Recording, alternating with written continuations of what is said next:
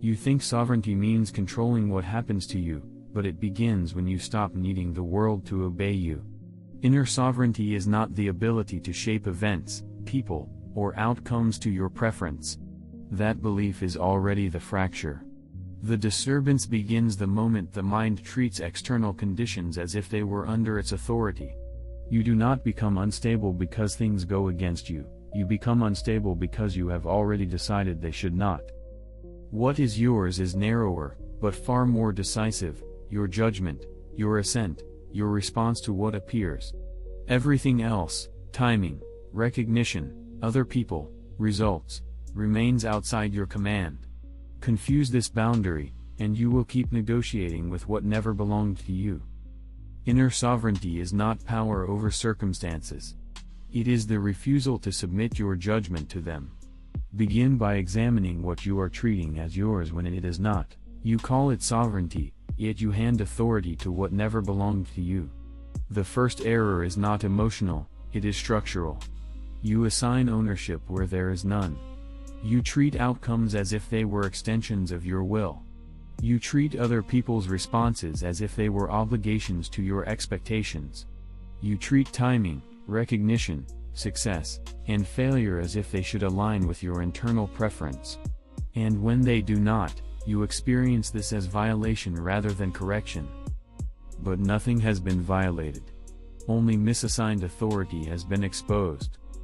What is yours does not include events. It does not include results. It does not include how you are seen, remembered, or judged. These remain external conditions, unstable, uncontrollable, and indifferent to your demands. To claim them as yours is not strength. It is confusion. What is yours is smaller and sharper. Your judgment is yours. Your assent is yours. Your choice of response is yours. Your use of what appears to you is yours. That is the full territory. Inner sovereignty does not expand this territory. It clarifies it. It removes everything that does not belong and forces you to stand only within what remains. This is why it feels restrictive at first. Because you lose the illusion of influence over what was never under your command. Consider how quickly the mind moves beyond its boundary. A delay occurs, and you treat it as obstruction. Someone disagrees, and you treat it as disrespect. An outcome fails, and you treat it as injustice. In each case, the event is one thing. Your claim over it is another. The disturbance does not arise from what happened, it arises from the assumption that what happened should have been different. That assumption is the breach of sovereignty. Because sovereignty does not mean shaping the world. It means not submitting your inner authority to it. If your state depends on whether events align with your preference, then your condition is externally governed. You are not sovereign, you are contingent. Your calm, your clarity, your stability all become negotiations with circumstances that do not answer to you. This is why the Stoic boundary is severe. It removes negotiation entirely. You are responsible only for what you can govern. And you cannot govern outcomes. You cannot govern reception. You cannot govern the unfolding of events. You can only govern how you meet them, what you judge them to be, whether you agree with the impression they present, and what action you take from that position. Everything else is outside. And once this is seen clearly, a certain kind of complaint becomes impossible. Not because life becomes easier, but because the location of effort changes. You no longer spend energy trying to bend externals into compliance. You begin to correct the one place where disorder actually forms. Not in the event. In the judgment about it. This is the first boundary of inner sovereignty. Not control over the world, but refusal to misplace control within it. The event reaches you first as an impression, but the disturbance begins when you agree with it. Nothing that happens to you arrives already labeled as injury, disrespect, failure, or threat. It arrives as appearance. Raw. Immediate. Uninterpreted. This first contact, the impression, is not yet the problem. It is simply what presents itself to your awareness. But the mind does not stop there. Almost instantly, It adds a judgment. It assigns meaning. It declares, this is bad, this should not happen, this affects my worth, this must be resisted. And in that moment, something critical occurs, not the appearance, not even the interpretation, but the quiet act that follows. Assent. You agree with the judgment. You do not just see the event. You endorse what it seems to mean. This is where disturbance stabilizes. Because once assent is given, the interpretation hardens into reality for you. The event is no longer neutral, it becomes personal, charged, binding. Emotion follows not as a random reaction, but as a consequence of that agreement. The anger, the anxiety, the frustration, they are not caused directly by the event. They are carried forward by the judgment you accepted without examination. This sequence is precise. The impression appears. The mind interprets. Assent is given. The reaction follows. Miss this sequence, and you will always misplace the source of your unrest. You will point outward, to people, to outcomes, to circumstances, while the actual movement occurred inward, at the level of agreement. And because this movement is fast, it hides itself. It feels automatic. It feels as if the event itself forced the reaction. But this is only because the space between impression and assent has collapsed through habit. You have trained yourself to agree too quickly. Consider how often this happens unnoticed. A message is ignored, and immediately it becomes rejection. A plan fails, and immediately it becomes proof of inadequacy. A delay occurs, and immediately it becomes obstruction. In each case, the impression is simple. But the judgment is added. And then, without pause, you accept it as true. That acceptance is not neutral. It is an act of participation. You are not merely experiencing the world. You are co-authoring your disturbance through what you choose to affirm. This does not mean that impressions stop. They do not. Nor does it mean that initial reactions vanish. They often arise before reflection has time to intervene. But the Stoic point is not to prevent impressions, it is to interrupt the automatic submission to them. Because the moment of assent is still yours. Even if brief. Even if subtle. Even if often neglected. That moment is the first operational site of inner sovereignty. Not in controlling what appears, but in deciding whether it is granted authority. If you agree with every appearance, you become governed by them. Every external shift becomes an internal command. Your state rises and falls according to impressions you never examined. But if you begin to see this mechanism clearly, something changes. Not in the world, but in your relation to it. You start to notice the separation. The gap. The point where you are no longer required to submit. And that realization carries a demand. Because understanding the mechanism does not mean you are free from it. You do not lack control, you lack training at the point where control actually exists. Seeing the mechanism is not the same as being able to intervene in it. You can understand that impressions are not commands, that judgments are added, that assent is the turning point, and still find yourself agreeing too quickly. This is where most people misinterpret the problem. They think the issue is knowledge. It is not. It is discipline. Not discipline as force. Not suppression. Not tightening yourself against reaction. Discipline as training the moment of assent. Because that moment does not respond to intention declared in advance. It responds to what has been practiced repeatedly. If you have trained yourself to accept appearances without examination, then under pressure, that is exactly what you will continue to do. The mind does not suddenly become precise when it has been allowed to remain careless. So the work is not heroic. It is repetitive. You begin by slowing the agreement. Not eliminating reaction, but delaying endorsement.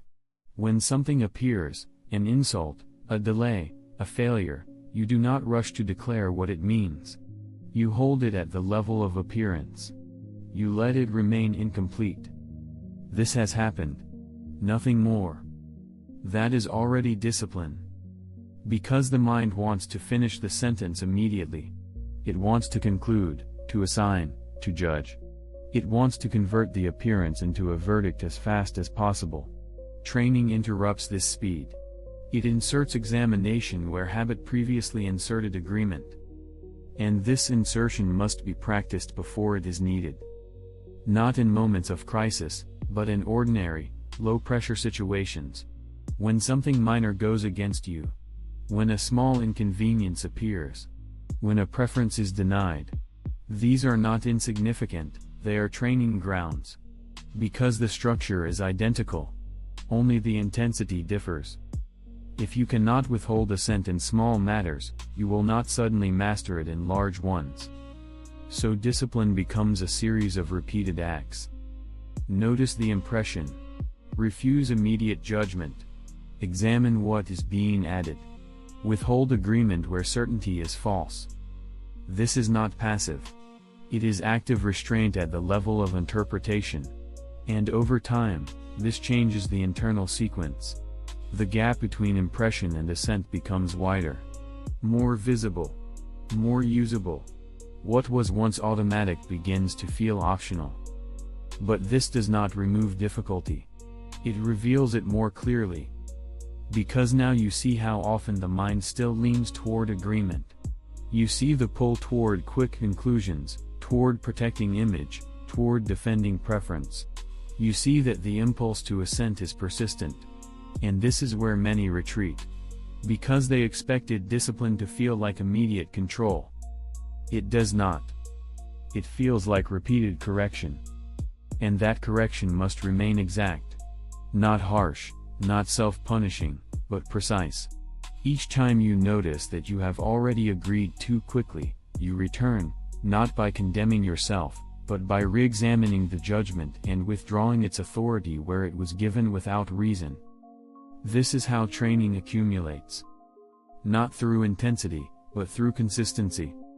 You do not become sovereign by eliminating impressions. You become sovereign by reducing how often you submit to them without scrutiny. And this reduction is gradual, uneven, incomplete. But it is real. Because each time you interrupt automatic assent, you reclaim a small portion of authority that was previously surrendered. And if this training is real, it cannot remain abstract. It must begin to appear in how you move through ordinary situations. If your practice is real, it must appear in the smallest moments, before the mind has time to excuse itself. Discipline does not prove itself in theory. It shows itself in use. Not in rare moments of crisis, but in the ordinary sequence of daily impressions where the mind is usually left unguarded. This is where inner sovereignty either exists or collapses. You do not wait for extreme situations to apply correction. You apply it where resistance is low enough to be visible. A minor delay. A change in plan. A careless remark. These are not trivial, they are exact replicas of larger disturbances, only reduced in intensity. The same mechanism is present. The same opportunity to examine or to submit. So the practice becomes operational. When something interrupts your expectation, you do not immediately follow it with judgment. You mark it, this is an impression. That alone creates separation. It prevents the automatic merging of event and meaning. When the mind begins to add interpretation, this is disrespect, this is a problem, this should not happen, you do not suppress the thought. You examine it. You ask whether this judgment is necessary, or simply habitual. You test its claim before granting agreement. When you notice that assent has already been given, because the reaction has already formed, you do not justify it. You trace it back. You identify what you accepted as true. And you withdraw that agreement where it does not hold. This is not a single act. It is a sequence that repeats throughout the day. When irritation appears, identify the impression before naming the cause. When urgency appears, question whether anything under your control requires speed. When disappointment appears, locate the expectation that preceded it. When judgment appears, separate what happened from what you are declaring about it. These are not techniques to feel better. They are corrections to think correctly. And they must be applied without dramatization. No internal performance.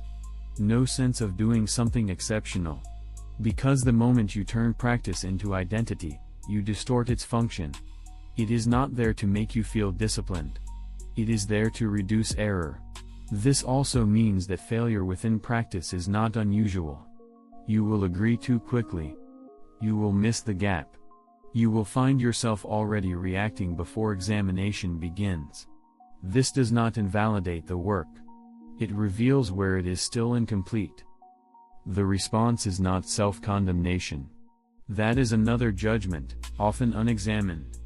The response is correction. You return to the point of error and adjust the judgment that produced it. Over time, something stabilizes. Not in the world, but in your participation in it. You begin to recognize impressions as provisional. You feel less urgency to declare what they mean. You allow events to remain what they are before converting them into something personal.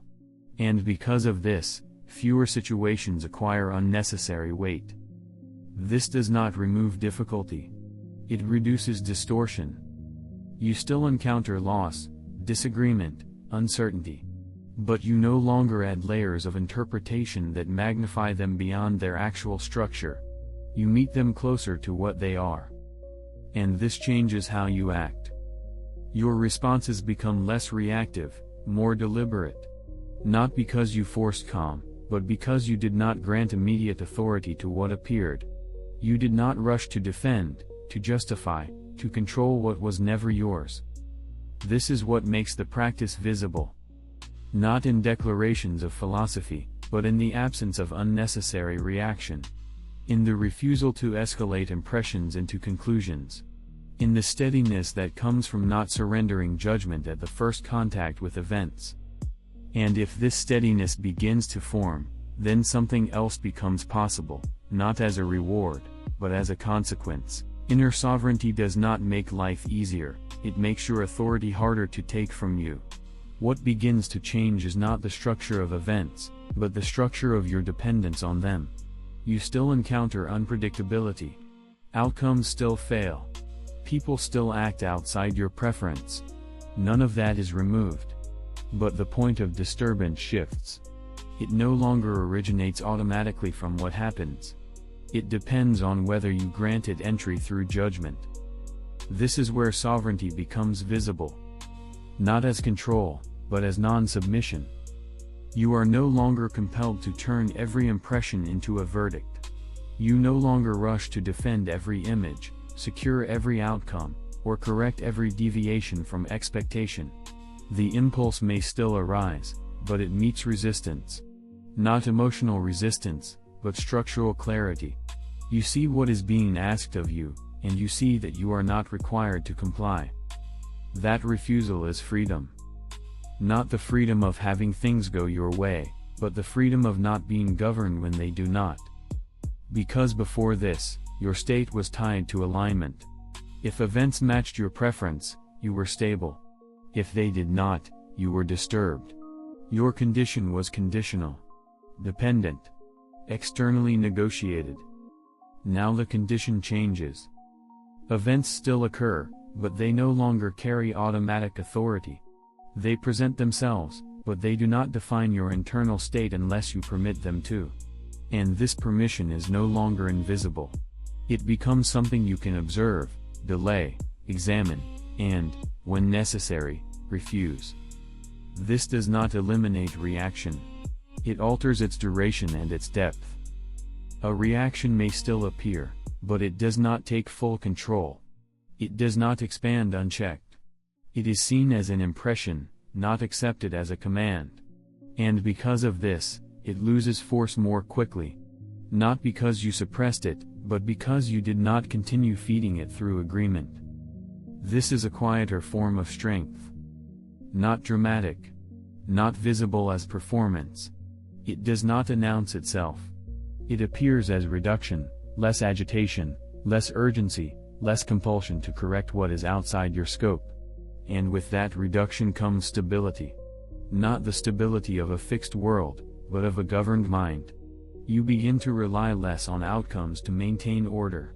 You depend less on other people's behavior to preserve your state. You stop organizing your peace around conditions that do not answer to you. This is where sovereignty becomes maintenance. Because it is not achieved once. It is preserved through continued correction. The boundary must be held. The mechanism must be watched. Assent must remain disciplined.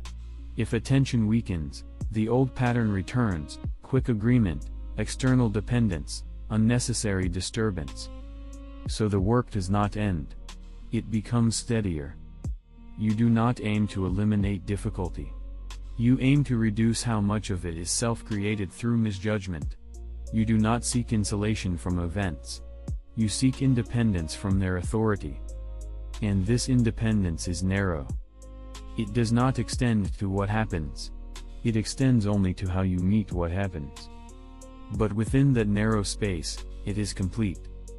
Because nothing else is required for inner order. Inner sovereignty is not a claim about power over life. It is a correction about where power actually exists. The disturbance you experience is not carried by events themselves, but by the judgments you attach to them and the assent you grant without examination. You are not asked to eliminate impressions. You are asked to stop obeying them blindly. This is the final clarification: nothing outside you becomes stable. Outcomes remain uncertain.